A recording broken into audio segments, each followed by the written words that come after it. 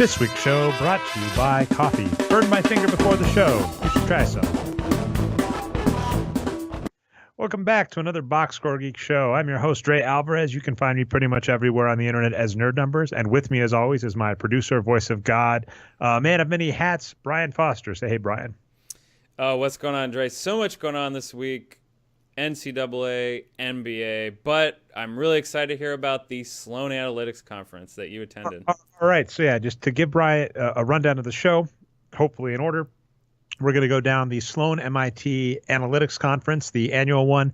The first I've attended in 3 or 4 years at this point. Probably the last I'll attend for a bit, barring being a speaker or something, but plenty to talk about. Was that a sneak preview of the segment, Trey?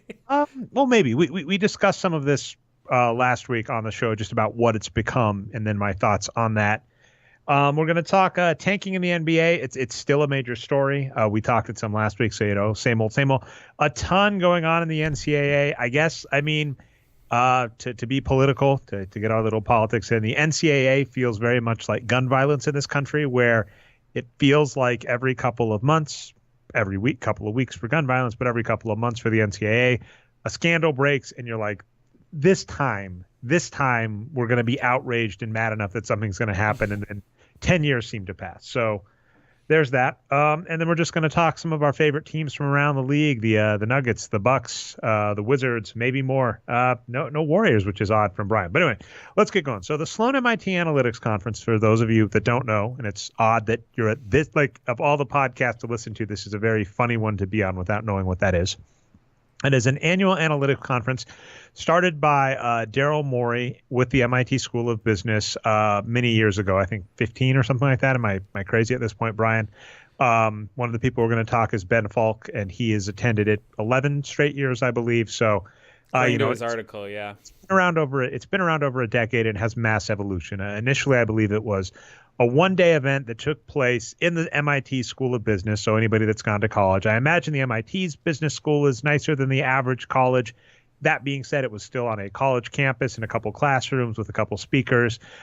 Progressively kind of got bigger. I hopped in by the time it was starting to become a real thing, meaning it was taking place at the Boston Convention Center, but it's just grown by leaps and bounds. Even this year was just, the halls were much more packed than they have been in the past. At this point, it's not a matter of if it could grow more. It's just a matter of how fast the tickets sell out, because they do cap the size. They've had major speakers this year. Obama spoke at the event. So, it's had a massive transition. And, to many would be the indication of analytics going mainstream. There's usually a slant on NBA just because, of course, Jamal Murray started. But, speakers in all walks of life talk. They've had partnerships with companies like DraftKings, so daily fantasy sports. There was a lot of esports going on this year. I didn't really get a chance to watch it, but Jeremy Lin was competing at an esports event. It's funny, Brian, because you talked about this, like, content you missed, and a joke people had about this event was like fear of missing out, meaning there's lots of good panels going on. A ding I'll give you is there was a kind of a workshop. So they've started doing things like this. There was a hackathon on Thursday. There was an event just for students, unfortunately, but for daily fantasy sports put on by DraftKings to come up with a new game for daily fantasy sports. But they scheduled it across from a research paper on daily fantasy sports, which was sadly to say underwhelming. Consider that a subtweet. It's pretty easy to look up the paper I'm talking about, but I'm not going to say author's name or anything beyond that because it was pretty underwhelming, as well as a talk on legalized gambling. Jeff Ma, who is a regular person that attends Sloan, those of you may know him as the whitewashed character in the movie 21. I believe the book was called Bringing Down the House. He was part of an MIT gambling ring that gamed blackjack at various casinos. Was he, Dre, can I interrupt? Was he a member of the original blackjack team, or did he an actor who played the character in the movie? So he was the actual person who was on the team. Oh, that's a lot more interesting. And when I said in regards to the actors, that's the point, is they whitewashed him out. Yeah. A large part of why the blackjack team from MIT worked is that they really focused on Asians to be their members, because you could essentially fool. This is the eye test, our hated thing at this podcast, the eye test. You could fool casinos that you were just like, gambling Asians, which, is racist, but they took advantage of it, to get away with making weird bets until they eventually caught on and just hate MIT. In poker, they call it being a maniac, right? You just kind of put all your chips in. Yeah. I guess I play poker a lot. I don't really know if that was ever a term, but poker players, I know that might be an old school or bad term. Sorry, poker players. But anyway, so Jeff Ma, he did that. I guess he does analytics at Twitter now. Is not verified on Twitter, despite the fact that he has analytics for him, which is interesting, and bounced around a couple of teams in their analytics departments. So, just a great speaker. I always love the gambling panels. That has always been kind of one of my takes. I'm going to come off pessimistic about Sloan, kind of, and it might just be more. It's nothing new to this podcast. I don't know. Some days I don't know why we do this. It's just a hobby. We enjoy it. But I've mentioned we're kind of the Get Off Our Lawn podcast where, there are a lot of articles that are very, yay analytics, yay analytics, yay analytics. And we're I don't want to say doom and gloom, but kind of the shrug our shoulders going, has anything really advanced? Is anything really new? It's kind of, polishing a turd in some cases. That just feels where it is some days. But I tend to appreciate gamblers because even though I find many gamblers have holes in their site about analytics and holes in their knowledge about math and stuff, it's always interesting. They tend to be more, at least, results oriented than even NBA teams. That's an interesting part. And when I talk Hinkie in a bit, we might talk more about that. I feel that the NBA is not even as results oriented as you would expect. We kind of talk about that a lot. The joke, trust the process, where you can do a wise decision and it might not work out for you. You can do an educated gamble, essentially, with the understanding that oftentimes it won't work. Interestingly enough, my wife and I were having a discussion about networking as a tool to get a job. And, my wife's a little more dour on it because she just says, it doesn't seem like it helps a lot. And my point is networking in many cases just gets your foot in the door for something that you had a very low percentage chance anyway. So you might have had a 1% chance of getting the job. Networking ups your opportunity to 2%, your odds are still really horrible. So a lot of times analytics can be doing that. It can be saying, I'm going to make, as a general manager of a basketball team, 20 moves. I expect most of these to fail. If one of them pays off, the team will get better. But if the odds were 5%, that's 1 in 20. It's not outside the realm of reality. I messed up my landing word again, Olympics failure. But, it's not outside the realm of possibility, Dre? Is that the axiom? That is such a common phrase, too. It's not outside the realm of possibility that all of those fail and you're out of a job in 3 or 4 years. So with that said, analytics is kind of an interesting thing. And I still find NBA teams aren't as results oriented. And we got lots of thoughts on that. So to Sloan, some stuff we talked about that is true. It has gotten much more corporate, ESPN and who else? There was one other big name, right? It was ESPN and one other company, both media companies. They got ESPN's the one I know about. Well, let's see. We can look on the site here. They got some flack about their sponsors because this was kind of a kerfluffle and made me feel sad for the Sloan Analytics Conference. A day or two before the event, they released a media embargo statement to anybody attending. I got the email as well that said Obama's going to be speaking, but by the way, you're not allowed to, take any photos. You're not allowed to record anything. And this gets even sillier. You're not allowed to, live tweet about what's going on. And I believe the way it was read, you weren't allowed to say anything. So this big event that's put on by media companies had Obama show up. And they said, you're not allowed to report on what Obama says at this event, which is ridiculous. But that's just kind of the realm of where it's gotten. It's gotten very big, very expensive. The kind of phrase I gave to myself after going through it was that it was team sports jacket. I'm not surprised to see speakers, right, in sports jackets. That's very common. But many of the attendees were wearing sports jacket. And even we're going to talk this article by Ben Faulk, who was a member of the Philadelphia 76ers analytics squad. From his article, if you read through, bounced around a ton, did some work for Dean Oliver back in the day, attended some of the earlier Sloans, I believe ended up working for the Portland Trail Blazers. Now has a great site called Cleaning the Glass, which I've looked at. I may debate paying for stuff on it because it looks like a pretty good site. So, this is someone who's been around forever and came out with an article on his site, cleaningglass.com/Sloan's evolution. And even he's kind of dour on kind of the state of where Sloan is as an education place. He kind of says it's a very big networking hub. And I would agree. And it's become very obvious the type of networking that it's become because everybody's wearing sports jackets, which means it's very business, which means it's very corporate. So for all of this hype about the data nerds taking over the analytics, the money ball, I feel that really Sloan's more indicative of what's happened, which is just it's become more business people. And an interesting thing I've noticed about a lot of front offices is the analytics people they hire. We might talk Seth Partnow in a bit when we talk the Bucks. They're lawyers. The type of people that they want doing analytics for front offices tend to be smooth talkers, tend to be convincing people more so than being kind of the traditional data nerds. We didn't put it on the script. If you do, I may or may not click on it and try and read if it doesn't have autoplay. But you mentioned there's an article that Sam Hinkie may just be blackballed out of the NBA. Right. I think that was Rick Bucher or something. I'll try to look that up. Which is fascinating.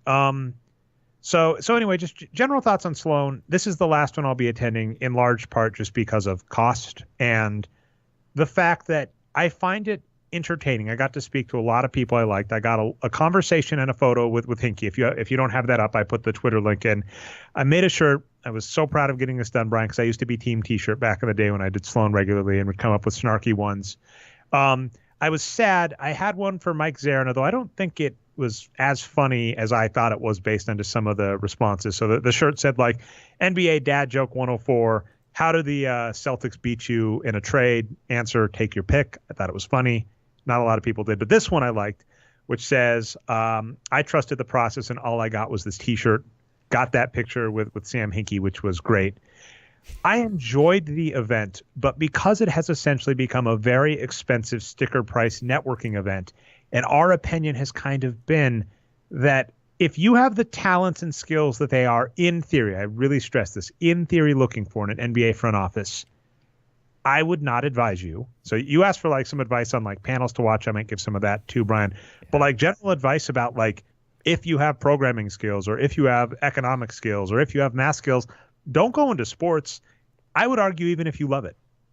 And the reason being, we've run this blog for a while and it hasn't necessarily ever gotten huge, but we've gotten enough adulation. We get enough regular attention that if I'm just looking for kind of the adulation from people reading my work and respecting it, and I have lots of cool people that are, it's baffling regularly to see the number of people that I would consider, famous or whatever that follow me on Twitter. That's an awesome high. If you go into a front office, usually you get shunted aside, right? You're not allowed to come forward and say, here's what I'm working on because it's proprietary. And oftentimes either like this has always been our kind of like fuzzy in the middle, polite subtweet way of phrasing it. Either you're ignored by the advice you give in the front office or you don't know what the fuck you're doing. And I did cuss there. So there you go. I'll drop one of my F-bombs for the show. So anyway, like that's kind of the place. So it's like, if you enjoy doing this and you want to make a living at it, I would almost recommend as kind of a sad way of like, use sports to make a website that lets you network to people in your field to get hired doing something boring that pays significantly better. I was paid in my career, like the very start of my career outside of grad school, I worked as a GIS analyst in gas and electric. So this is, companies, this is desktop days too, this is pre-cloud. There's companies that would have mapping software on their computer and they would want to map all of their, electricity, their gas routes, all of this, utilities companies, and then have like various code programs that would say like if there's an outage, what happens, et cetera. Pretty cool stuff. But that being said, not really anything related to what I even knew. As an entry-level person with no experience in that field, so junior developer, I made more in a small market at the time, and I want to stress this was almost a decade ago. I made more doing that than I would expect the average entry-level person for an NBA or even higher up, more than what I would consider the average person going into an analytics job in the NBA would make now, even in a good market. I've told this story before, I know. But at this company I talk, which is a small shop, it had about 100 people in our department. We had 3 database administrators, 2 senior, 1 junior. And we had a contract with a company that said they got access to 1 database administrator full time. And what they managed to do, which is impressive because we had contractual stuff against this, they snaked one of them from under us. They basically just said it would be better for us to just hire that person, give them a huge raise, even though we were still partners with that company too, right? So even it's very common. That happens all the time. But even the awkwardness of that, right? Like we were still partners. We had contractual stuff that said you're not allowed to do that. And they basically said, it's still worth our time and effort to do that. And I know how much I was getting paid. They were senior. I was junior. And then I know they were poached. So that point, right? So all of that happens in this. And as I mentioned, I'm in a small shop. I'm in a 100-person shop, at least our division, because we were like a subsidiary of a subsidiary of a subsidiary. But it's the classic like Google thing, where you're a 100-person company, you get acquired. So technically you're part of a 30,000-person company or whatever, but you're a 100-person company, let's be honest. That all happened, right? And so I know they're making easily over six figures because they're going to California, was where the company was at. Same time that kind of stuff happened, I was like following the news, and I wish I had a screen capped it or saved it or something. But the Houston Rockets, the analytics team released a job thing asking for a senior database administrator. And I believe, if I'm not mistaken, my memory might be hurting me, which is why I'm really sad I didn't save it, was $30,000 to $40,000 a year, with lines that were like, you're expected to be available all hours, real go-getter. So like, if this makes any sense, if you remember Freakonomics way back in the day, one of their funny things was looking over real estate listings and decoding what various things meant. So, if a house was called cozy, it was the realtor's way of conveying to people, this is a really tiny house. Close to transportation is a good one, Dre. There's probably a freeway running right over the house. Oh, yeah. So stuff like that. So, yeah, definitely. So I'm saying the language in this job description for the Rockets for a database administrator, I would find as coded as saying, like, we're expecting you to work 80 hours a week, the way I was reading it. So that made me laugh, right? And as stressed, this was back in the day. This was a decade ago. And so I would still expect things have, if we're looking at like charts of how much better analytics people have gotten paid versus how much better the standard software developer, standard database administrator, et cetera, has gotten paid, it has not kept rate with inflation. So my advice to anybody, and that's kind of my problem with Sloan, is realizing when I went there the first couple of times, it was more, as I mentioned, kind of like a Comic-Con. And that's always been my take. Sloan is a fantastic Comic-Con in that if you're a nerd and you want to see big names in your field, this was fascinating to me. Like, as I mentioned, saw Sam Hinkie. I'm going to keep name dropping that because it was the most awesome thing to happen. I'm talking to Sam Hinkie, and there are a couple people waiting to talk to Hinkie. It's awesome, right? And so, obviously, one advantage he did, if you look at that photo there, he shaved his head. So he's a little harder to recognize than he was back then. There you go. So anyway, Sam Hinkie, though, there's a small crowd starting to form around him. But of course, then he has to run. He has to be on a panel. That's cool. Alex Rodriguez was there, and I would argue there was a smaller crowd around him, and he had like an entourage too. So that's the type of, but that's the point, right? That's the convention, right? C2E2 in Chicago shows up near me regularly. That's something that is far more affordable than Sloan too, right? That if I want to pay $200 to go see, CM Punk or Mick Foley because they have wrestlers, or the original Green Power Ranger, or the artist of my favorite comic book, I can do that. And that's what I argue Sloan is awesome. If you want to put up the money to meet some of the big names, and if you're a nerd that knows some of like the smaller big names, if that makes sense, like I got to run into Henry Abbott, which was awesome. If you're able to recognize the John Hollingers and the Henry Abbotts and the people that write for your favorite publications but aren't their faces and always in front of a camera, it's an awesome event. But as we noted last week, the price has really gone up, and the reason the price has gone up is that this is now a networking event. And then, as I've argued, this is not a field where I feel if you are the traditional quant, the traditional nerd, that you should go into, which is really rough to say, right? Because I obviously think I've been doing this for almost a decade now. I think there's a lot of fun in this field. I think there's a lot of fantastic ideas, and I've always loved the idea of clean data, at least in the sense that, so the hard part about real business compared to data analytics in sports is this. You can make all of the right decisions. I hear like Netflix is very analytics driven. And the problem in the real world with analytics is no one tells you the rules. And oftentimes, I'm sure you've seen this too, Brian, because I know you do television stuff. People start falling in love with the wrong analytics, and it can lead them down the wrong path if the world changes, right? Everybody gets in love with clicks as the metric to maximize your site. And the quality goes down because you maximize clicks, but then minimize the type of content that's going to keep your site sticky, meaning people will keep coming back. They'll give you that one-day boost. This was always something that was very fun at the Wages of Wins when when ESPN had more analytics people, most of them have been fired, which is such a bummer. Kind of the same thing, right? When I'm talking about like the evolution of Sloan to business suits, that's been the evolution of a lot of the companies we like. They kicked out the analytics nerds, and it's the people in sports coats who are smooth talkers. You know, we get a spike from an ESPN True Hoop bullet to one of our things, and we wouldn't get a lot of retention. It's a one-day thing because they're like, oh, that's a fascinating post. But the stickiness, the nerds that kept coming back, that's a different form of content. So the real world, you fall in love with metrics. The metrics can lead you astray as the world changes. It takes very minor things in the real world business to change things. The cost of something that's regular for your product goes up 2 cents, and your model that was perfect for how much money you were going to make goes away. I always love Shark Tank and the fact, it's a reality show, so it's not real. I think that's important to stress. But when I watch Shark Tank, what I always find amusing is the pitches that they like the best are the people that come in and like, we have this many clients and we have this much already and we have this much in sales and blah, blah. Like those are the pitches they love. Except those ones tend to be more expensive, right? You're not going to get as much bang for your buck in terms of how much you put into the company versus how much control you get. And it always seems to me that the smart businesses are like the ones that seem crazy, but have high upside. You know, you pay $10,000 to get 60% of the company. And if the thing takes off, you're rich beyond belief. But if it doesn't take off, it's not a big deal. You didn't risk that much. That's the real world. Whereas in sports, the rules are written down. And that's what I always find key.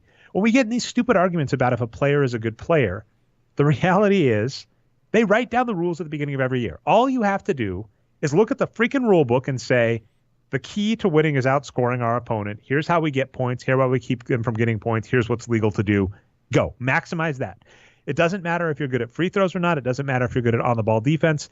The game to maximize, the function for the geeky math people to maximize is the point delta between me and the opponent. That's most sports, basically. And so and those rules don't change dramatically. I mean, it's true, like, for instance, one of the ones I remember that was interesting is hockey. It used to be more legal for the goalie to come out, and they put a trapezoid behind the goal. So if you're going to come out of the net, you can only be out so long, or you have to go into the trapezoid.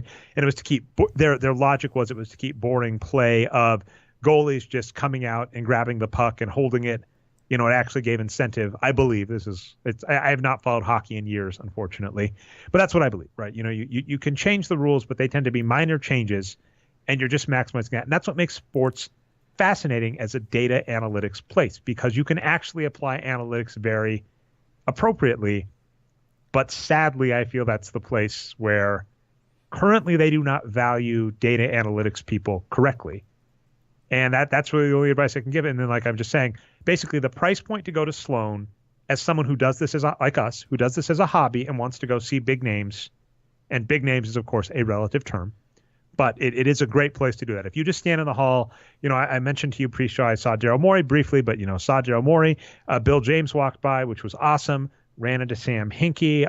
Walked by Alex Rodriguez. One person that was kind of a bummer. This is awesome. Shane Battier was there, and he kept going. He goes every year, right? He's been there. I think he missed a panel a few years back. But it's fascinating to, watch Shane Battier, who is a giant. That's what's fascinating. In Moneyball, what Michael Lewis notes is that if you walked into the locker room of the Oakland A's and just kind of looked at everybody in them, you were like, these don't look like athletes. And that was their secret, right? We're not here to sell jeans. You look for players that are productive on the field. In baseball, because you get a bat, it's a lot of what makes you good at that sport is hand-eye coordination. You don't have to look like a gene model to be good at baseball. Basketball, though, like Shane Battier is like this 3-and-D guy, right? That when you see him on when you see him on television, you're like, that small guy that's just there to be a scrappy defender. You see him in real life, and he's a freaking giant. So that was definitely amusing. Saw him, didn't get a chance to get a photo or shake his hand, but that's cool. It's a fantastic event for that, for seeing big names. It's probably a fantastic event for networking, which, as mentioned, Ben Faulk has in his article.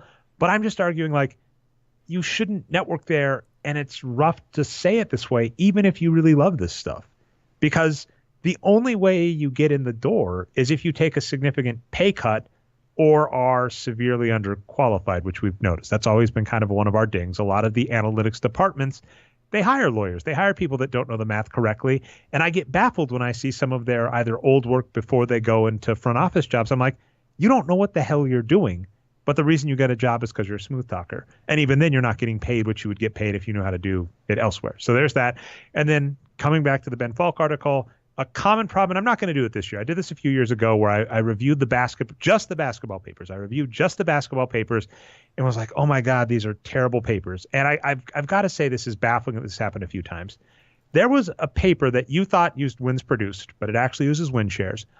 And it is just a replica of a Dave Barry study. And it even notes Dave Barry in the introduction, where it tries to analyze what predicts players' performance in the NBA versus what gets them drafted. But it is just yeah, that's part of the original wins produced, isn't it? Well, I think it was Stumbling on Wins. Oh, Stumbling on Wins, okay. And then, of course, both Wages of Wins and Stumbling on Wins are based on lots of peer review vetted work. I've missed up the number. It's over 50 at this point.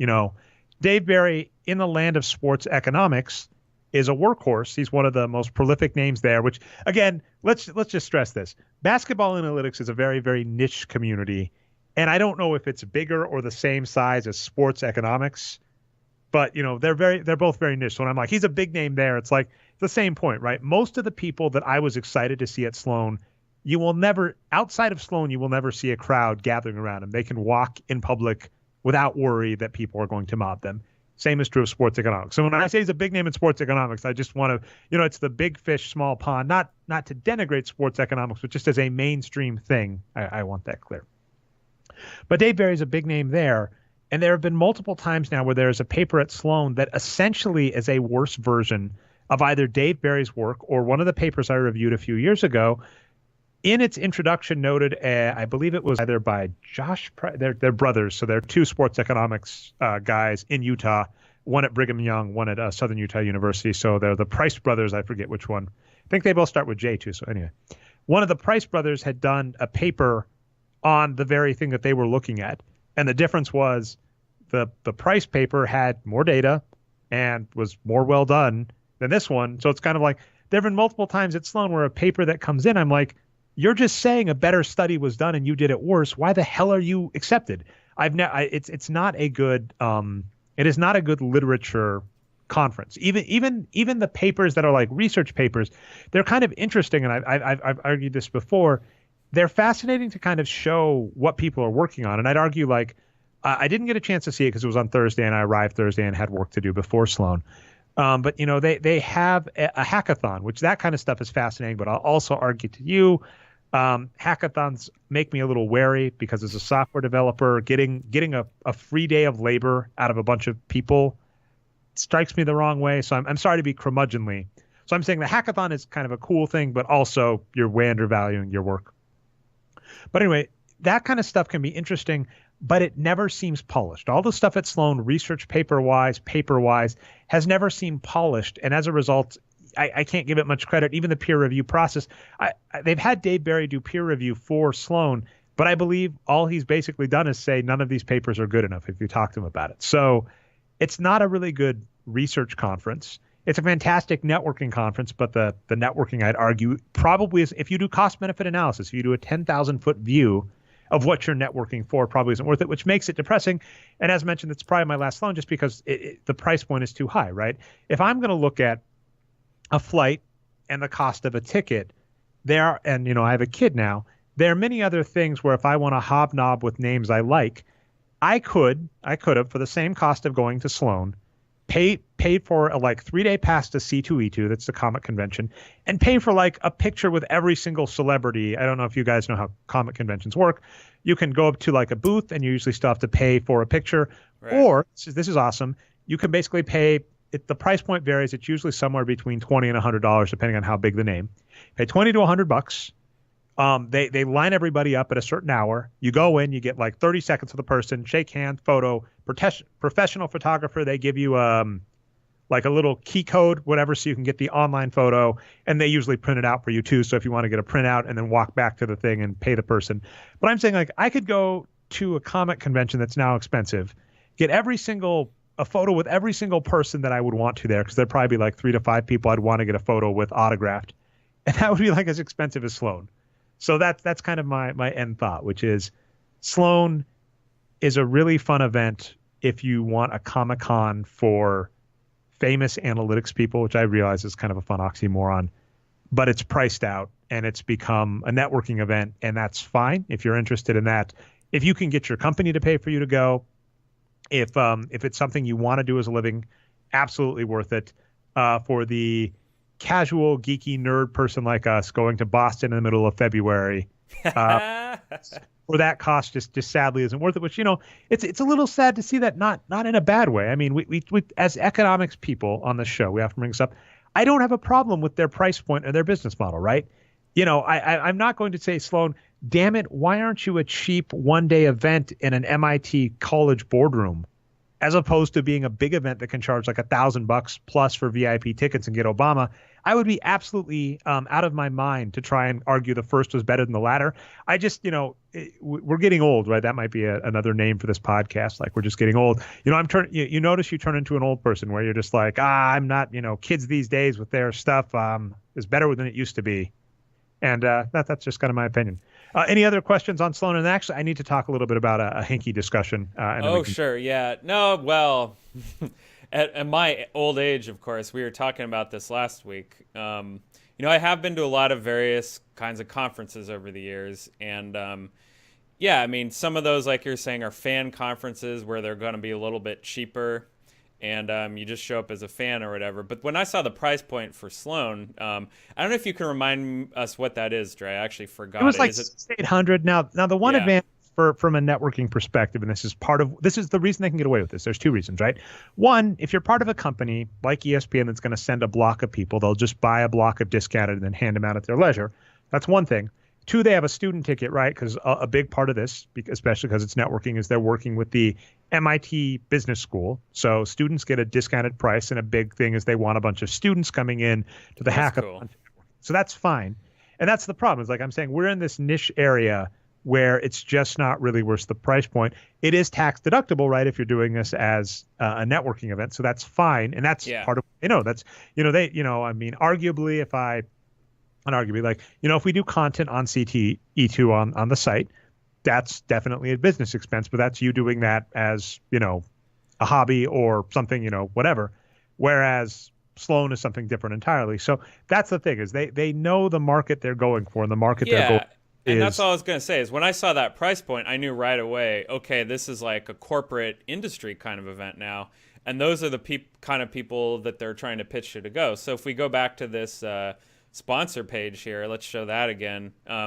So here's all the 2018 sponsors. That's a lot of sponsors. It's not quite a full corporate event. So here's what they do for that, Dre. They'd have like different levels of sponsorship. It looks here like they have two levels, basically. ESPN, MLB, Fusion Sport, and someone else with a tiny logo I can't see or click on. So bad job on the website there, Sloan. So, by the way, just some shout outs.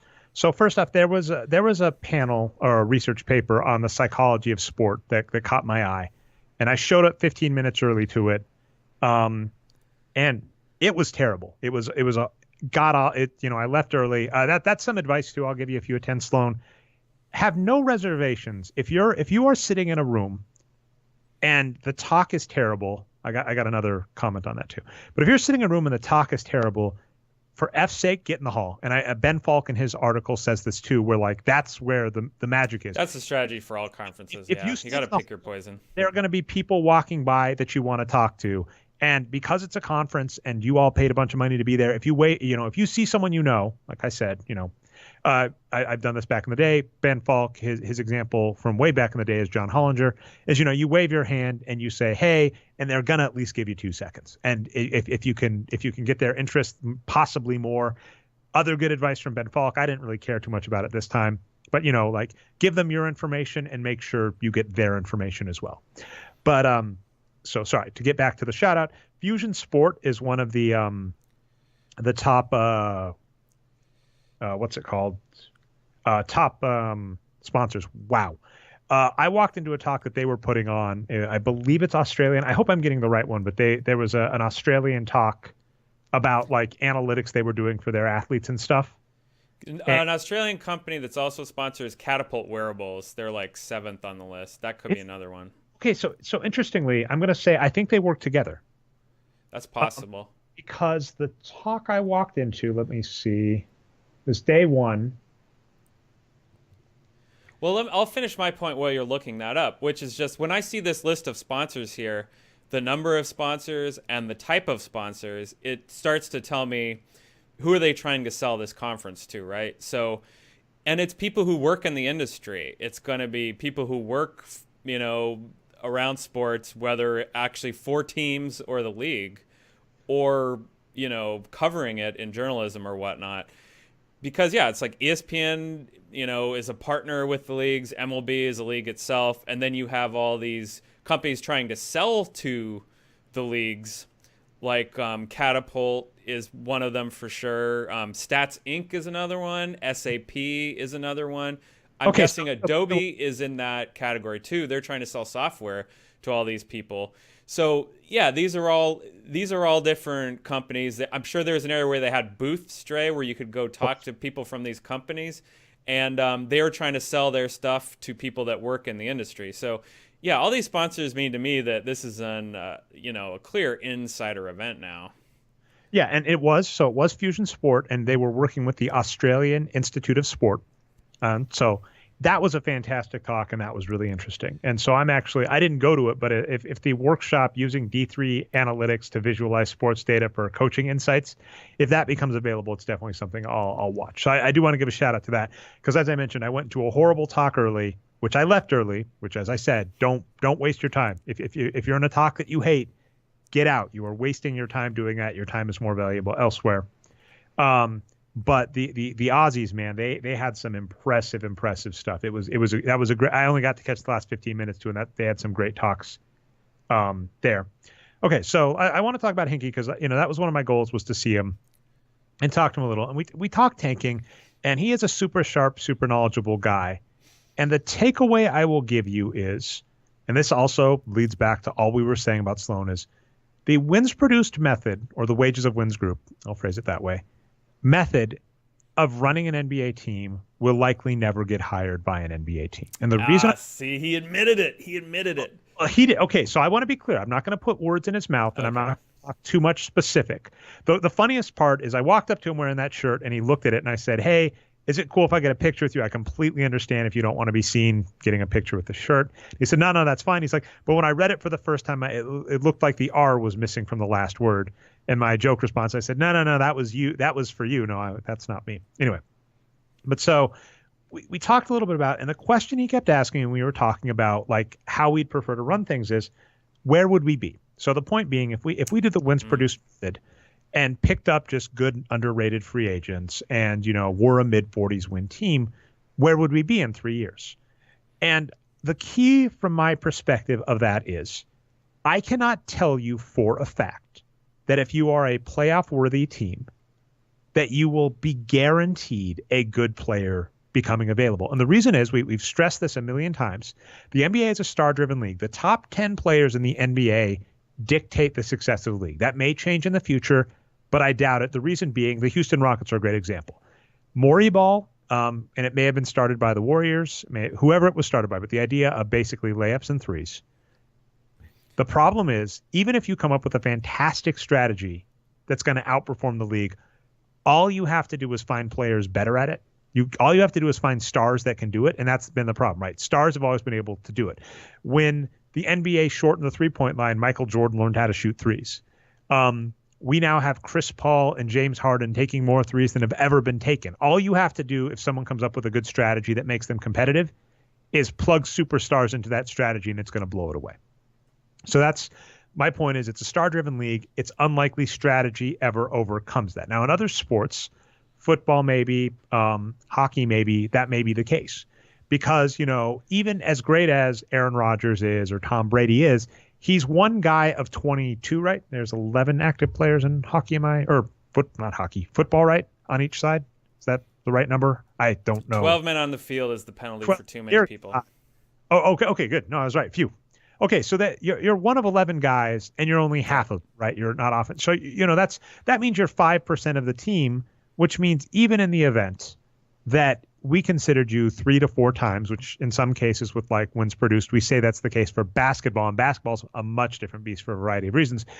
You're maybe 15 to 20% of your team's success, and that's if we're upper echelon, right? That's the Tom Brady's, that's the Peyton Manning's, that's the Aaron Rodgers. Most players can't be that, especially in, I don't want to denigrate them, but there are certain positions where there's like, you're just limited what you can do, right? Your job is always run that way on half the plays, run that way on the other half the plays. I am not a football guy. I got to talk to Brian Burke, who's one of our favorites, who works for ESPN. Oh, nice.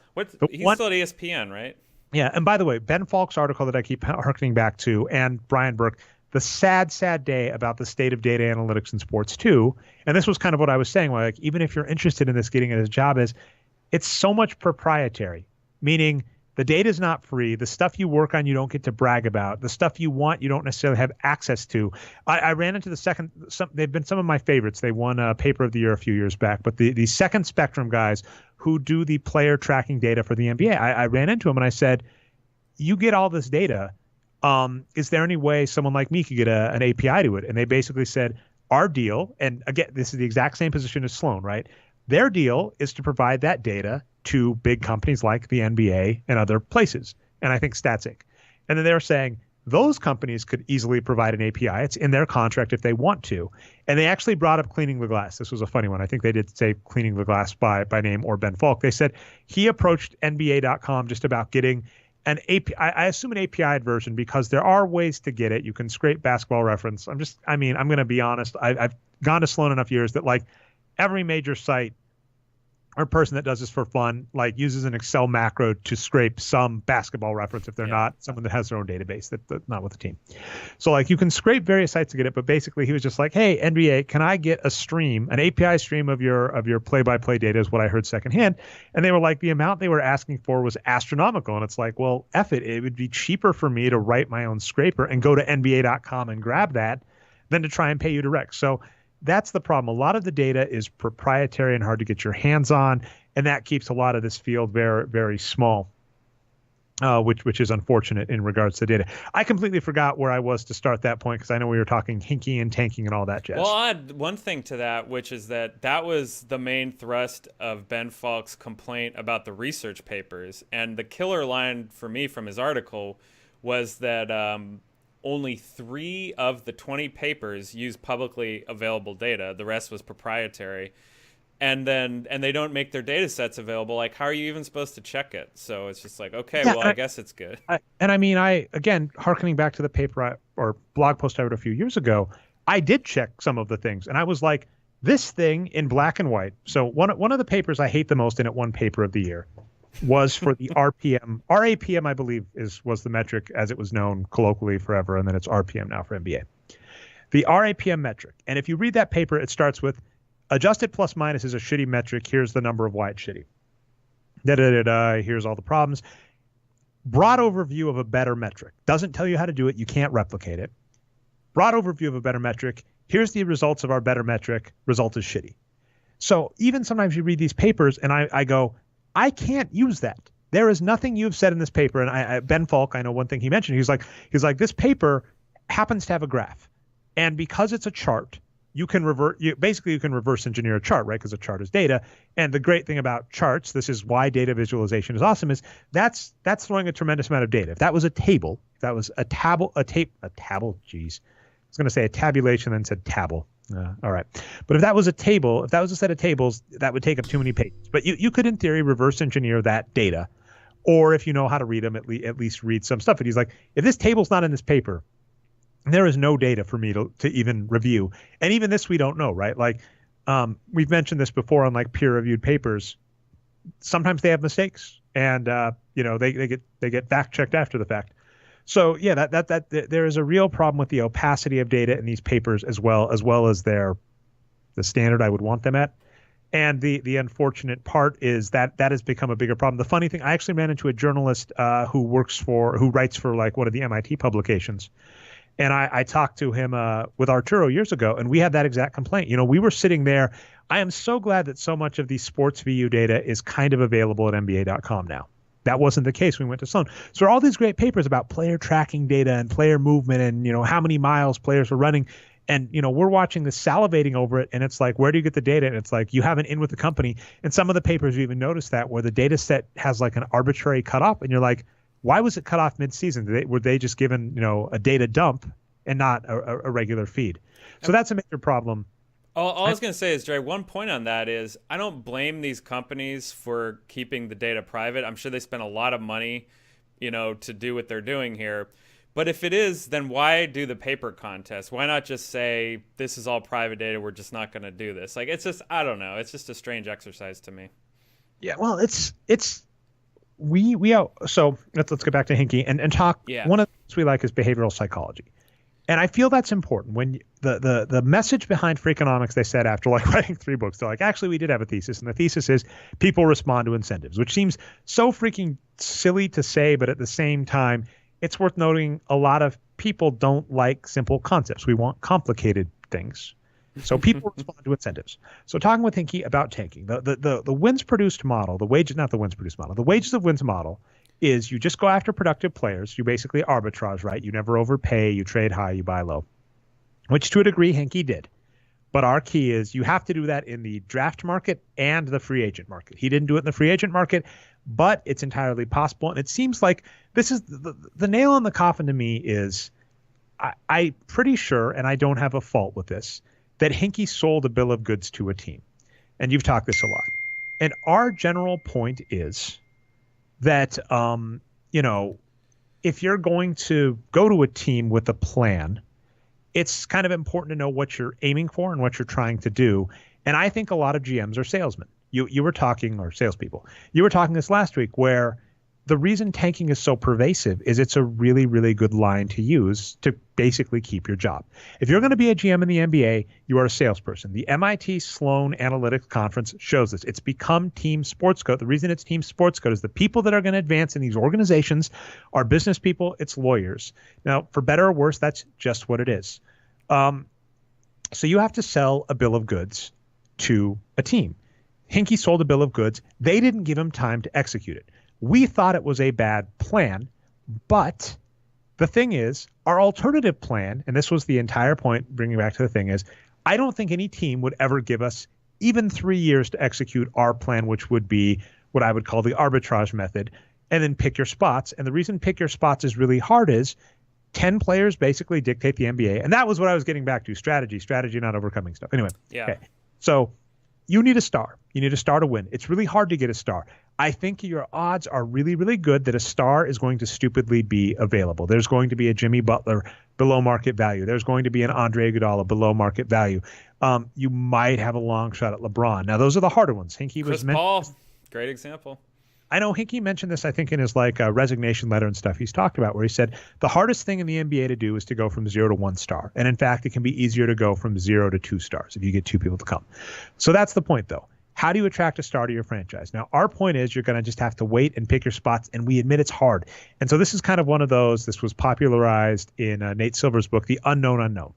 I'm telling you, I can get you to a mid-40s win team, and I think there is a fantastic shot that the market is going to have an inequality that's going to let us attract a star, either underrated star, Ben Wallace, or undervalued star, Jimmy Butler.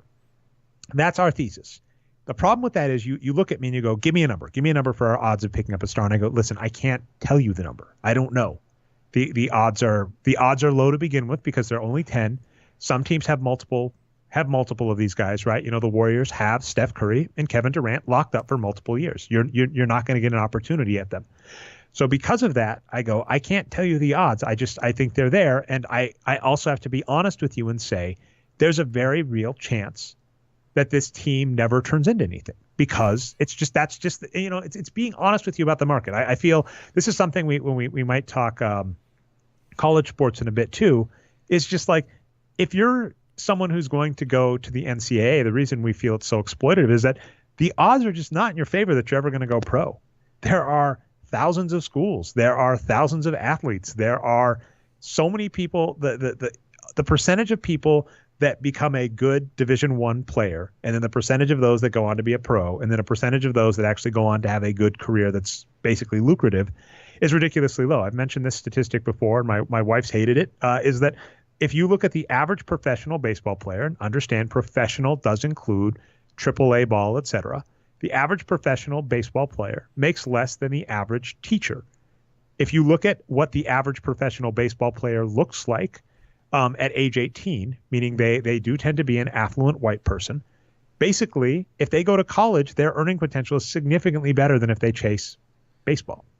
So just the point being, you have to be honest with yourself about your odds if you're thinking you're going to become a pro athlete. Same thing is absolutely true if you want to be a contender. So many teams want to be a contender, but you have to be honest and say, we need to get a top 10 player. 7 of them are always going to be locked up. We're not going to know where one of them comes from. And, 2 of them we might not have a shot at. So we just have to keep waiting and keep our team good in the meantime. The reason we'd argue to keep your team good is you get ticket sales, you get season ticket holders, you get playoff revenue, right? That allows you to grow it. If you have a fan base that actually likes your team, then when you have, good players, it takes off. So that's really key, but it's really hard. Now, however, if you go the tanking model, I can give you a very concrete possibility. We mentioned this. The odds with how bad the 76ers were that 3 to 4 season run, I think it was 3 seasons with Hinkie and then a 4th year, they were like a 97% lock of getting a number 1 pick in that period of time. And then I can use very concrete heuristics. So the availability heuristic. So sorry, let me rephrase that. I can use very concrete examples that take advantage of what's known as the availability heuristic. The availability heuristic is that if it's easier for me to picture something in my head, I inflate the odds. So this is why people think that they have a shot of winning the lotto. If I showed you every single person that paid $1 for a lotto ticket that lost, you would die before every one of them said I lost, as compared to the one person that said I won. But what lotto companies do is they show the person holding the check and they say that could be you. When I say number 1 pick, your mind thinks of Anthony Davis, and your mind thinks of Karl Anthony Towns, and your mind forgets Greg Oden and Anthony Bennett and the Candyman and Kenyon Martin.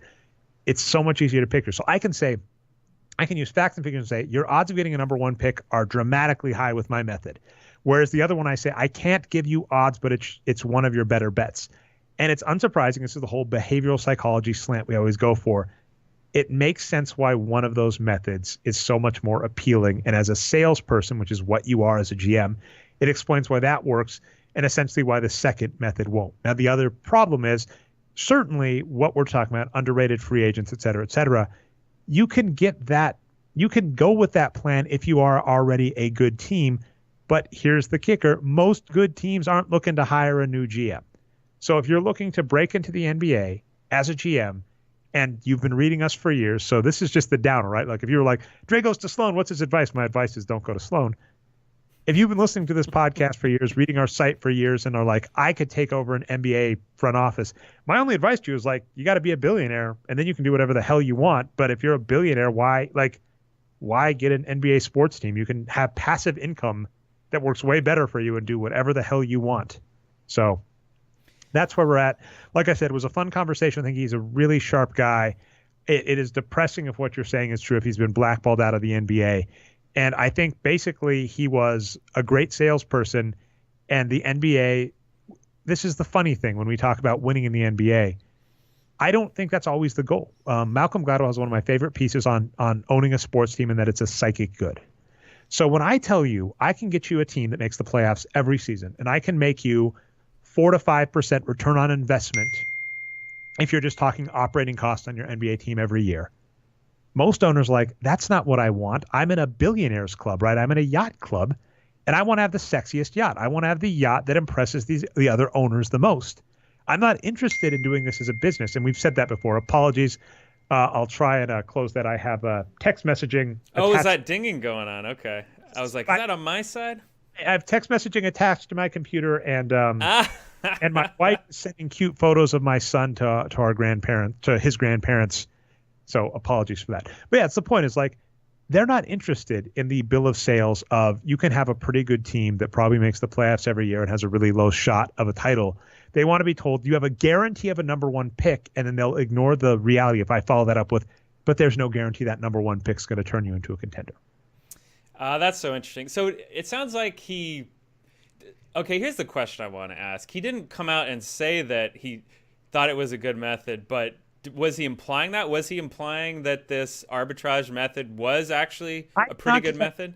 I did not get that impression. And I mean, I think he's still in the same guard of if you're being a general, which is what you're being as a general manager, good name, You're selling a plan, and it's always a tough plan when your answer is I don't know. Now, I think that's fine. Like I think a method of saying my plan is to put us in a position to succeed, and if we get into that position, we will succeed. We will be in the best position to succeed. I've repeated myself. But if not, we keep trudging along and making a couple $1 million in the playoffs. I don't think that many people like that. That I've found even the people that like our site, that just bristles them the wrong way. And I mean, that's if I was giving a pitch to an owner, though, Dre, I'd be like, look, I understand that everyone knows in the whole NBA, everyone knows you have to tank to win if you're a bad team. We're assuming I'm interviewing for a bad team's job, right? And I would say, why would you just do what everyone knows? Why don't you try something else to get ahead? That would be my argument in the interview, but I don't know. Maybe next year we'll try and fundraise you to Sloan, get you a sports jacket. I will never go to Sloan, Dre. That'll never happen. Oh man! Now you're. Well, I won't say never. I'll say 90%. How about that? We'll be Bayesian here. I'll say 90%. Yeah, I would. What I'm saying is, I will never go to Sloan as an attendee again because of what it's become for the type of attendee I am. I'm not saying I would never go to Sloan if I wrote a paper for them, or if I had a presentation or something like that. That's certainly within the realm of possibility. So anyway, yeah, like I said, with Hinkie, that was fascinating. I don't think I necessarily sold them, but it was a good dialogue, and I really liked him. And it's kind of a shame he's not in the NBA. And I did get a chance to tell him, and this is what I was happy, as I was saying, regardless of if I agreed with the plan of tanking, not saying he tanked, I cannot believe that they didn't let him see it through, because there was no way in hell Hinkie would have done what they did this last season. And while Amir Johnson is fine, it was a good signing, and JJ Redick isn't horrible, can you imagine what Hinkie could have done in the same spot? So it's to me, that's the funny part. That's the funny epilogue to this story, is that even if you buy that the tanking model is the model to succeed in the NBA, which it's not, you don't get to enjoy the fruits of your labor. The culture club that it's like one of the points Malcolm Gladwell made about Ted Turner with forming like his news network is that it was considered, so what I'm looking for, like rich people, if they sneer down at that type of industry. So, just. Sorry, I'm looking at an article. You'll have to repeat that question. So basically the point being, it's viewed, people view you as lesser than if you behave in a certain manner. And that's just popular in a lot of these kind of rich clubs. That's the thing. You don't get to succeed with that method because you're going to get looked down on. So there's no magic ending for tanking as a model for a GM. And if you're a data analytics guy, if you're a data analytics person, that's the best you can hope for. That's the pot of gold at the end of the rainbow, is you want to be running a team. And I'm saying the method that everybody loves, we have a very funny case study of it being done the most successfully it was ever done, and failed. Like both the Oklahoma City Thunder and the Philadelphia 76ers, the postscript is the GM that did that plan got fired. So I don't understand why so many people that are looking to do this as a job are like, look at this plan that failed. So yeah, and that's pretty much what this Rick Bucher article said. So I don't think he came out and said that Hinkie is blackballed necessarily. Well, I mean, the title is this: there will never be another process or a GM job for Sam Hinkie. So Rick Bucher is stating he thinks he won't ever be back. So really, this is just him interviewing a bunch of GMs and agents and piling on, saying nobody liked him, nobody knows what nobody liked what he was doing. It wasn't really the content of what he was doing. He was the way he was doing it. There's a quote about he was rubbing everyone's noses into the tanking, even though tanking had been done before. There's questions like, well, could he actually have flipped the switch and start bringing in players? Did he actually have that skill set? So it's really, what you're saying is right. He kind of got kicked out of the club. It was, I think, reported at the time that powerful owners basically stepped in and said, hey, you've got to put in one of us, Colangelo, or both Colangelos, I don't know, instead of this guy. So yeah, I mean, that's what this article is about, is what you're talking about now. So the interesting point too, let's talk a little tanking. I've used most of the show for this, so I want to let us talk NCAA in Arizona, which is your subject. We'll just go over again. That's what we do. So the NBA came out with its kind of annual, hey, everybody, don't tank, even though we know you're tanking. It's a 4 or 5 way tie for 18 losses in the NBA. One of those has to go the way of the dodo tonight, because Memphis is playing Phoenix. One of them has to lose. But Yeah, and another point was made is that there were like 5 or more teams that are winless since the All-Star break or something like that. Obviously, that's not true now, but the tank is it.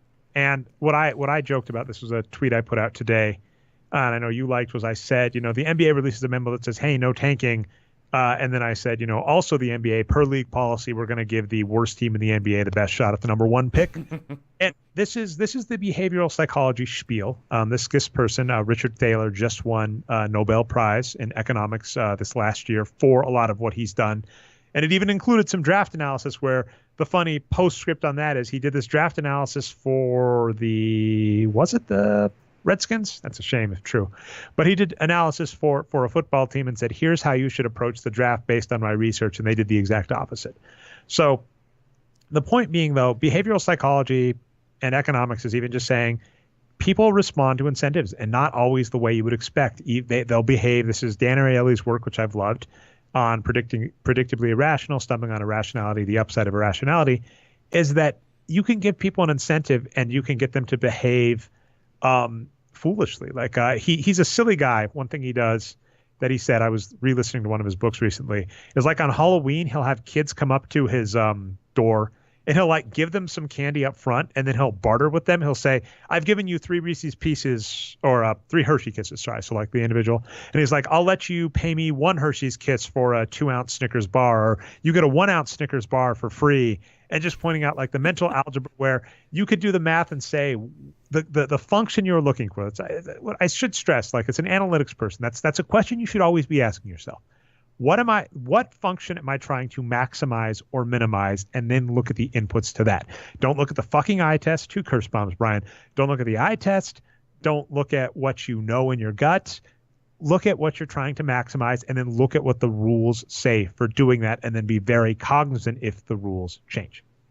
Yeah, so my last thing on Hinkie and all this is another part of that Rick Bucher article, something we've heard before a million times, but this was just written about a week ago, is the general feeling around the league is they didn't like his personality or the way he ran the team either. The example they used is Jahlil Okafor, I think it was at one point, got into a barroom brawl or something, and everyone around the league was unhappy that he didn't really speak out or discipline him at all, which is, kind of the old school paternal model. But let's do a different scenario here. Let's say instead of I'm trying to get a GM job, I'm the owner this time and I'm trying to hire a front office.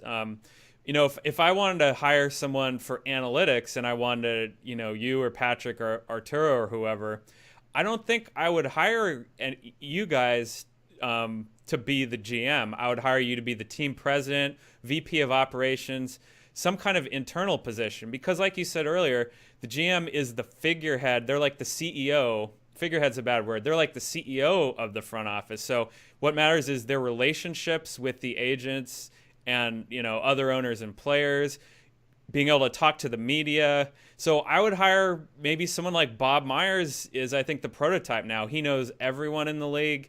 He even kind of got Andre Iguodala, even though he couldn't because Iguodala's agent worked out the deal, stuff like that. So, yeah, the connections matter so much. Yeah. One of my favorite stories that has now become like at least confirmed rumor, as in like a couple of people that were there have now said, yeah, that's right. So it's still hard to know if that's true.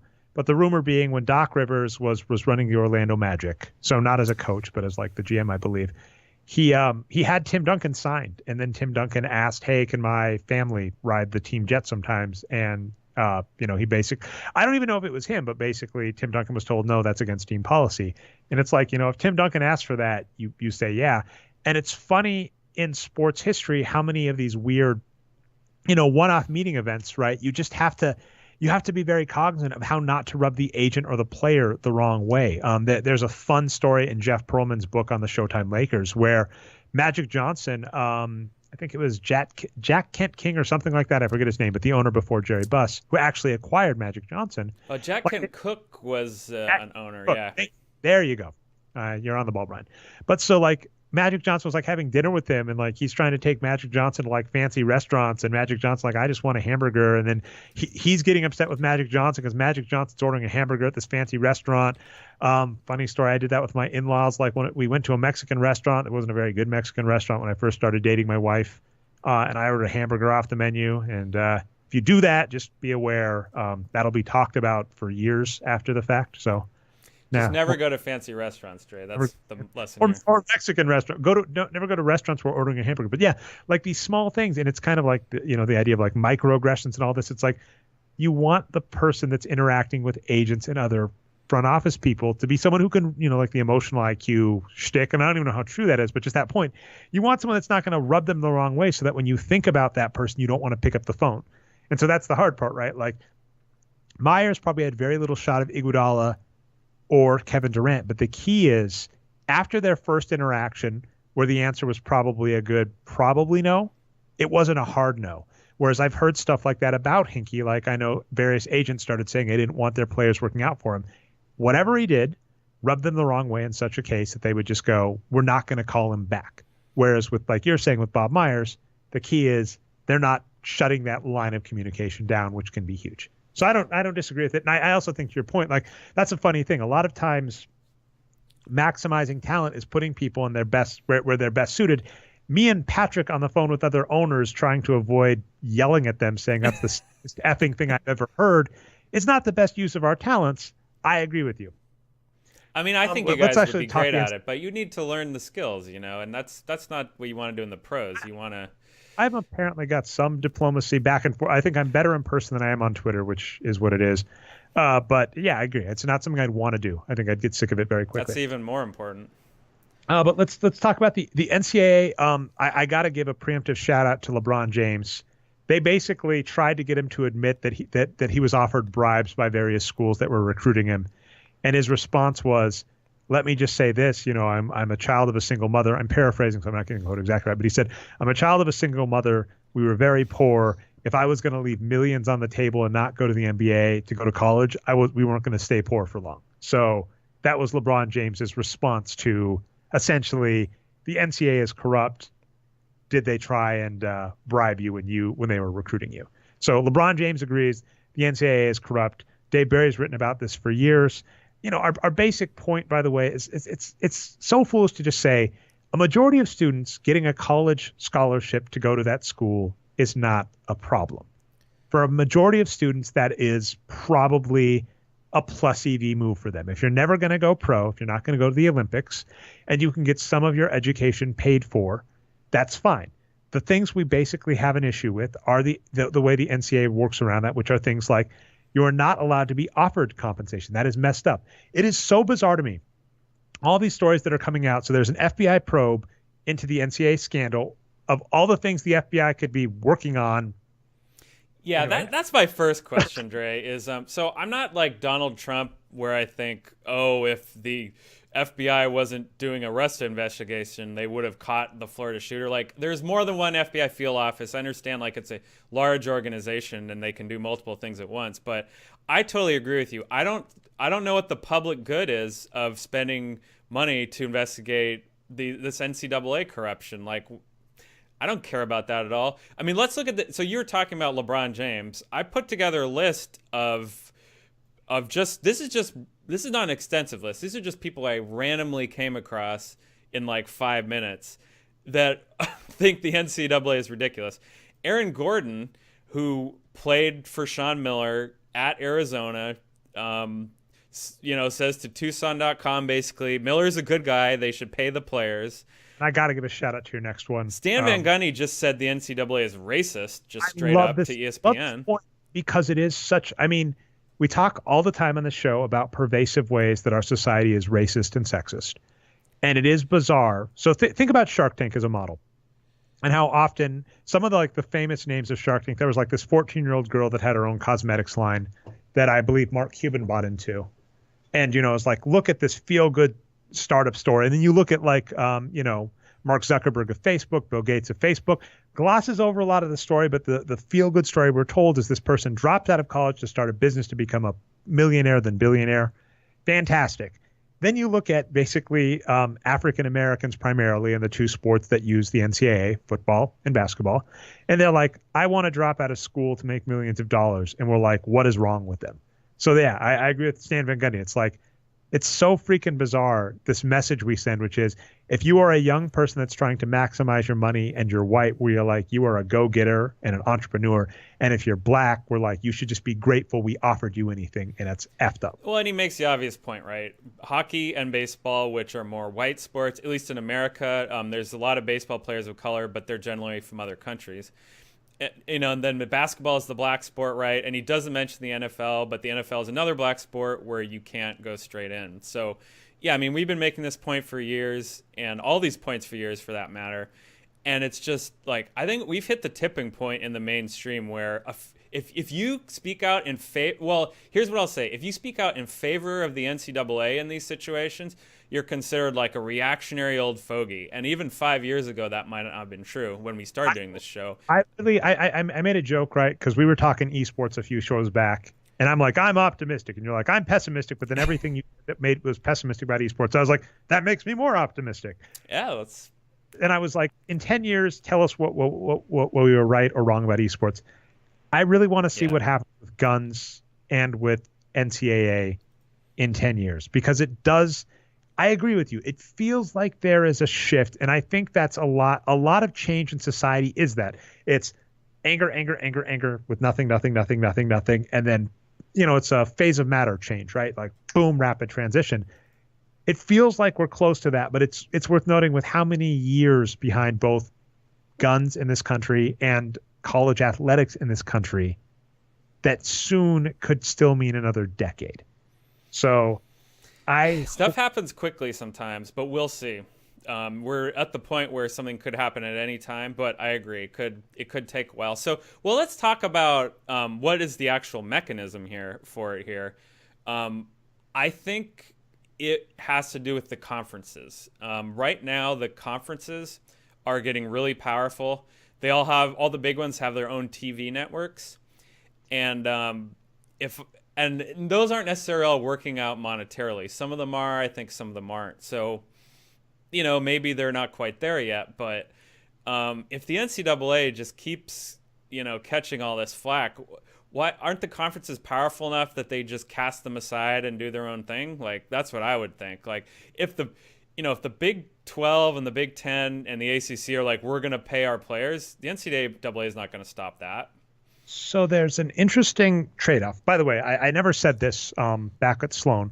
The one panel I went to that I immensely enjoyed and was not anywhere near as full as it should have been. That's another funny thing. I think Sloan has some scheduling issues, but I'll give them full credit. It is so big, right? They have 5 or 6 rooms, a workshop room, people at things. So like scheduling all of these panels is not easy. Is it more than one floor, Dre, or just one? Because one floor only tiny conference. No, I'm just kidding. Well, no, it's 2 floors and 2 wings. Oh, that is a big conference. Well, it's got a major room. It's got a major ballroom on the top floor, and then 2 wings of the second floor. Okay. And then there's like check-in at the bottom.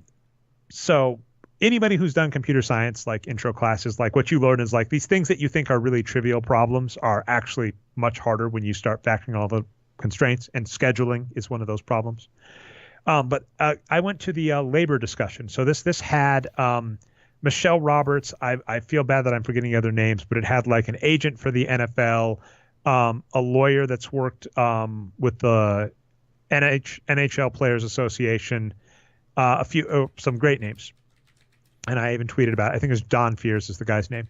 It was a fantastic talk. Yeah, Don Fears is the former head of the MLB Players Union. Oh, interesting. Okay. Yeah. And so they were talking all about it, and they basically were talking about what I love Michelle Roberts. She is fantastic.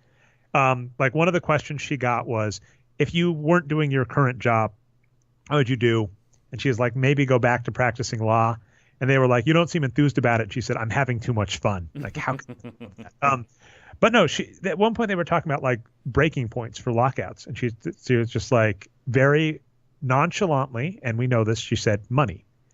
And so I think you're right. There is the one breaking point for a lot of these things is money. And that's happened before in the past, right? If you look over the history of the NCAA, there have been multiple times where I would argue it was really close to a conference going like, screw you. There is too much money for us. We don't want to be under your stupid thumb, NCAA. And it managed to get renegotiated. I was talking about the NBA and other sports where it is kind of like a rich person's club. And since collegiate sports is tied to a lot of high-profile universities that do have alum and stuff, there is a lot of prestige to it, right? There is a lot of, this has more to do with money. But with all things, there is a certain amount of money where prestige or not, you're like, F it.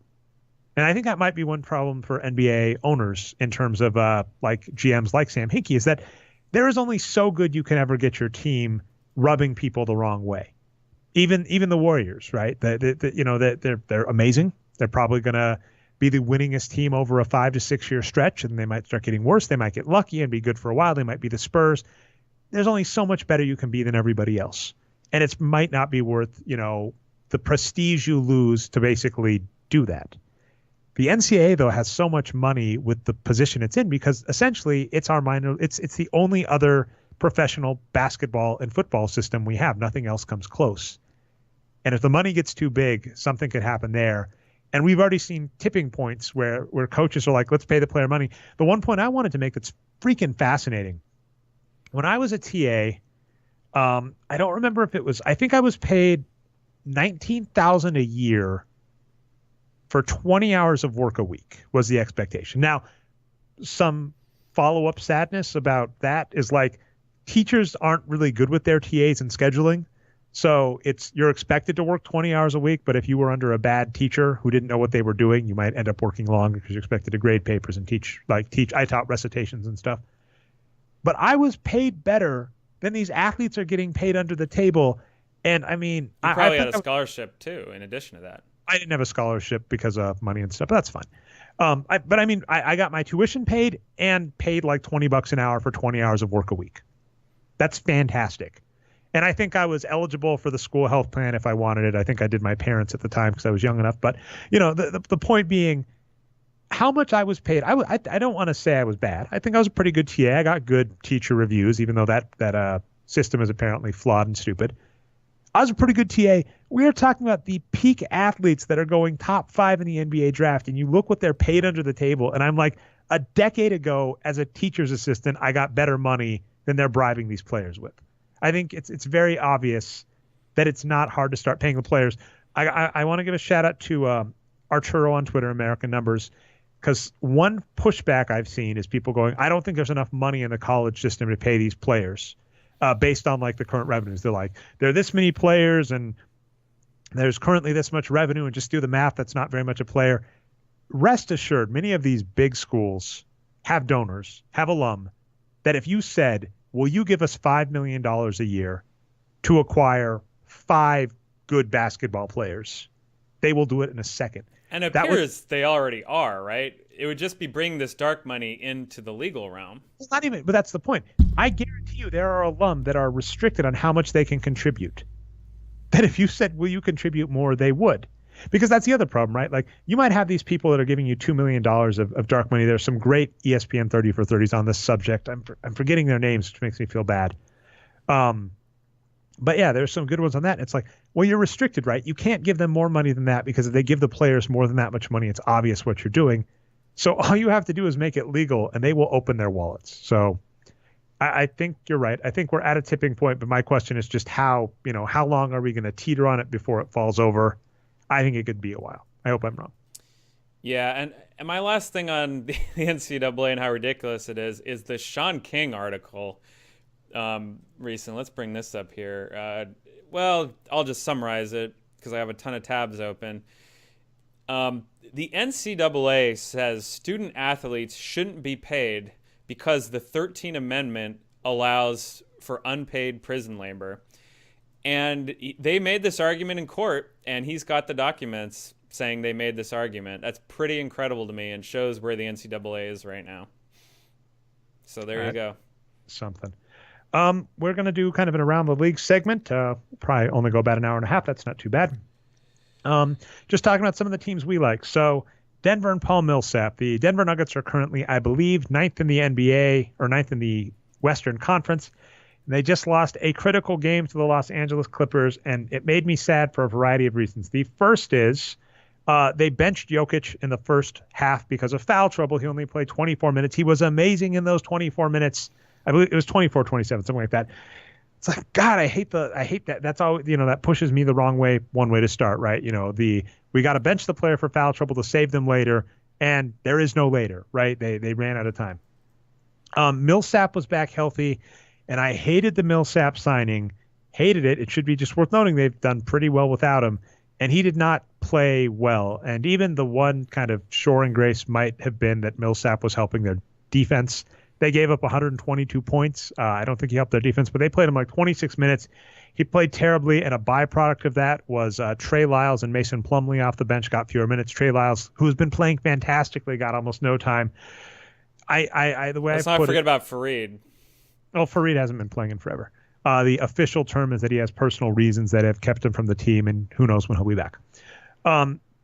But I used to do a segment called the Carl Watch where I talk about the stupid moves George Karl was making as a coach, and I yearn for those days. The Denver Nuggets have a strong squad, and anybody that's a fan of them should be depressed at how they've underperformed. And I don't know where it's coming from, but it's bad. I don't understand.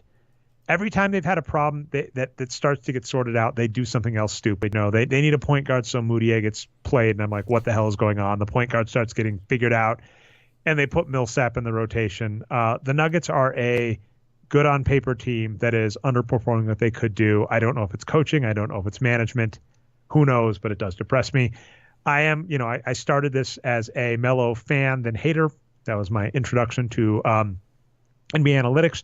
True story. I sent Travis Heath, who was with Hoops Hype at the time, I sent him an email comparing the statistics of Andre Iguodala and Carmelo Anthony, and that was my foray into advanced statistics. And after I did one email, I said, I shouldn't be doing this as emails to random writers. I should be putting this somewhere. So that was my start. But so I am a Nuggets fan, kind of, but they just depress me. On the flip side, I have some Milwaukee Bucks schadenfreude where I relish in their failure, despite the fact that I think Giannis is one of the best players in the NBA. I love him. They haven't really beaten anybody except for the Raptors. They had a good win against the Raptors, and tonight I believe they just had another loss. So let me just verify that. Yeah, they lost. They got blown out by the Detroit Pistons. It's just, as I mentioned, it's one of these teams that I don't trust their analytics, at least the combination. I do want to be careful on this because to the Nuggets point, to the Hinkie point, to all this, like there is a weird set of players, the owner, the general manager, the coaches, the scouting department that have to work together.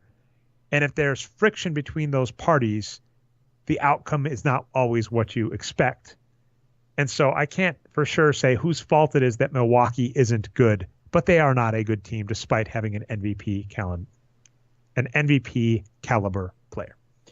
Last team, this is you, Brian. The Wizards 10-3 since getting Satoransky. As noted, I don't consider this proof that that John Wall is not a good player. But Satoransky is working out quite well. Brad Beal, we thought was vastly overpaid and still do, but he is playing better. We love Otto Porter Jr. So, yeah. And then I've been seeing a lot of Satoransky hype the last few weeks. I thought it was just memes. Then I saw this tweet from Sam Esfandiari that they are 10-3 since Sato Sanity began. I love that term, of course. And I'm like, all right, I better go look at the numbers. And he's playing great. He's one of the top point guards in the league. If you look at per minute, really only Chris Paul and Stephen Curry are substantially better. He's basically playing like Kyle Lowry level right now, or, Damian Lillard even. So that's kind of how well he's been producing. So, considering the nickname, this does remind us of Remember the Linsanity. Your, concept that players can play very well for short periods of time. Let's see how well they do over time. And that puts the Wizard in an interesting spot because just John play them both, man. Screw Brad Beal. No, I don't know. Actually, an interesting point. We were talking about that a few weeks, and I don't know if I quite fleshed out my point on the Nuggets, where I was saying the Nuggets to a degree, and definitely the Rockets. This idea of spacing the floor with bigs is not one I bought into. But I'm starting to wonder if teams are starting to basically say, we don't just need one point guard. There's, the rules in football with how it's set up, you snap the ball to one person and then the other team is allowed to like attack as fast as possible. And there are rules about forward momentum and stuff. So it's much harder to have more than one quarterback. There's no rule in the NBA that you just need one point guard. And as I mentioned, the Nuggets, I actually argue that Jamal Murray is better than he appears because there is more sharing of the ball between that backcourt with him and Will Barton. And obviously the Rockets with Chris Paul and James Harden, they're both getting tons of touches and both being point guards. So this idea of, on your backcourt, instead of having a shooting guard like Brad Beal, maybe just have 2 point guards that are able to, share the ball and distribute a lot. But the interesting point is, that does mean that the Wizards, if Satoransky is even close to what he appears, it does give you one piece if you want to upgrade that team. I would say either John Wall or Brad Beal. If you flip them into something else, that team is very interesting. Put a pin in him, Dre. Watch this space, whatever colloquialism you want to use. We'll wait for him. And a great example of your point you just made there is, of course, the Warriors. Earlier in his career, the aforementioned Steph Curry, was more of a passer, and he led the team in assists normally. Last few years, it's not the case. Draymond Green has been more of a passer, and they're just saying, Curry, take more shots. You're such a good shooter. Smart move by the Warriors and potentially other teams. Yeah. I don't have any. It's interesting. We haven't talked the big ones, but we do have to give them credit. The Rockets look fantastic. The Warriors look fantastic. You noted this, the Raptors, if we're looking at SRS, have kind of caught up. The Raptors are an interesting team where I think it feels too anecdotal. I'm not comfortable with it to basically say I'm not worried about the Raptors just yet because they seem to always fall on their face in the playoffs. But that, as the analytics person, that just seems silly, right? They look fantastic. I do think one thing looking over the Raptors is they seem very deep. It seems like they have a lot of redundancies. They have some players that are good off the bench. And I don't know if their top 6, especially, how do you say his last name? It's OG. Well, he just went down injured. Oh, yeah, I don't know how to say his name either. I guess Anonabi, but I'm not sure. But yeah, he's considered like a defensive stopper, and maybe that's true. I don't know if he's up to snuff with other top 6s in the playoffs, which I think will definitely happen, especially when we're talking teams like the Cleveland Cavaliers and the Boston Celtics. So who knows? I think the Raptors might be in the same position kind of the Spurs were a few years back, which is fantastic on paper, but they are a better built regular season team than a playoff team. But they're still in a good enough position where, they should easily get out of the first round, probably the first 2, and then we'll see what happens in the conference finals. Yeah, just real fast to finish off the Raptors, Dre. Sorry. I think a lot of their playoff problems have just been due to injuries. Like Lowry has not been healthy for the playoffs, and maybe other players the last few years. So if all their players are healthy this year, I think that could be their answer to advancing a little bit farther in the playoffs. And just the last thing was, their young players look really good. Not just OG, but Pirtle and Siakam we've been talking about a lot. Great young big men. And then Van Vliet, the shooting guard, has looked great too. And of course, DeLon Wright, who we love coming out of college, has played some minutes this year and done well too. So a lot of good young players on this team. They're in a fantastic spot. Okay, well that's all I've got. We've gone almost an hour and a half. That's been the show. Hopefully not too depressing if you are an aspiring NBA general manager. I need to think about what Hinkie said. I think there's a way to pitch our style to owners, but anyway. I will stress that was my point was more with our back and forth and how he was talking. My take was more the pitch that I would give is not one that would go over well in NBA front offices. I'm not saying that's right or wrong, and he did not overtly say it, so I'm not putting words in his mouth. That's what I want clear. And like I said, I think he was a very sharp guy, and I was glad to be able to say the truth to him, which is, I didn't think your plan was good, but if a front office was going to let you do that plan, why the hell would they cut you off basically 70% of the way through? My end point is, if you're a Philadelphia 76ers fan, you should be upset. It's the same spot as the freaking Nuggets. This is a team that has some great parts. We love TJ McConnell, undrafted pick. Robert Covington, at least at the start of the year, looked pretty good. You might end up being more right than I was, Brian. I was a little more optimistic on him than you. But I also did call him basically. I love TJ McConnell, though. You know that. I basically called Robert Covington an educated gamble too, where I said I didn't mind the price for the upside. Yeah, I agree. Simmons looks fantastic. Joel Embiid is still overrated, but we'll see what happens. You should be upset because the same person that got you those pieces, I guarantee you could have done better with what the 76ers had in terms of assets this last season. Even if you were going to make the argument, well, maybe Sam Hinkie doesn't know how to sign free agents. Hate to tell you this, Amir Johnson and was it Redick? JJ Redick. That's not a coup. That's nothing. Anybody could have gotten players that good. So you should be upset with where they are now, same as the Nuggets. A team that in theory has some good analytics background that is underperforming what they could be doing with how many good players they have. That's right. Right now, they're kind of a mediocre, maybe do some damage in the playoffs team. They could have been that team any year they wanted to, Dre. Well, what I was also going to say, too, it just kind of the interesting point on my Bucks Schadenfreude, and even like the 76ers, people are like, since this time, they've been playing this great. They're the top X in the league. They're this good. They're this good. And I was like, yeah, you're right. But then you look at their strength of schedule, and the 76ers and the Bucks, with the exclusion of the Raptors, which is freaking bizarre. But then, of course, they get blown out by 23 by the Pistons. Their strength of schedule has been pretty terrible.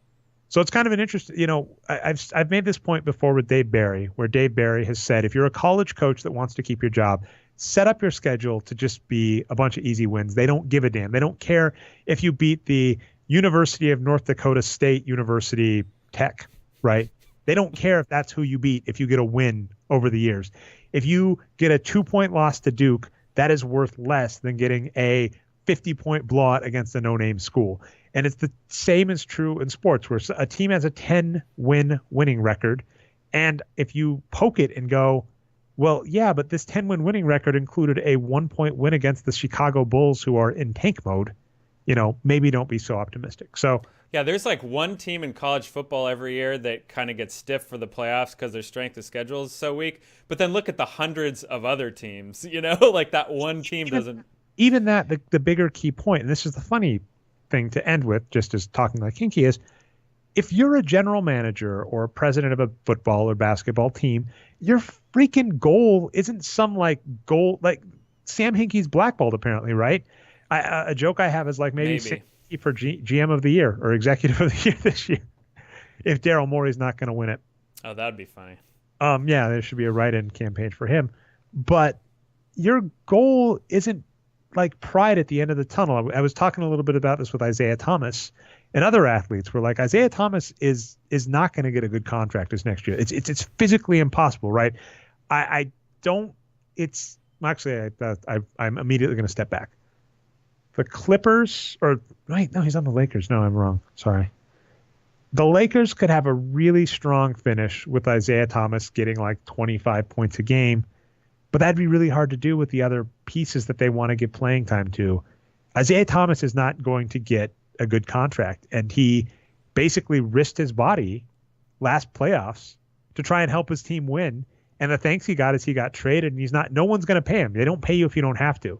So if you're running a team, your goal shouldn't be for nerds on the internet, to be bragging your name 5 years down the future. Your job should be to have a job 5 years down the line. So to that point where you're like, this one team got stiff, I guarantee if they got stiff from the playoffs, the president of the university is like, that is a real shame that you got stiff from a playoff, but thanks for your hard work. We'll get him next year. That coach should not get fired. That's for sure. Exactly. That's the point. Yeah, right. I agree. If you have any shout outs, Brian, I'll let you get them, and then that'll be our show. No, just to Sam Hinkie for giving you all this great insight to share on the show. Things ended up okay for him. He's a professor at Stanford now, I think, so he's doing fine. And that's it. I'll give the generic shout out to John Schuster and USA Curling for winning the gold medal. I watched so much curling.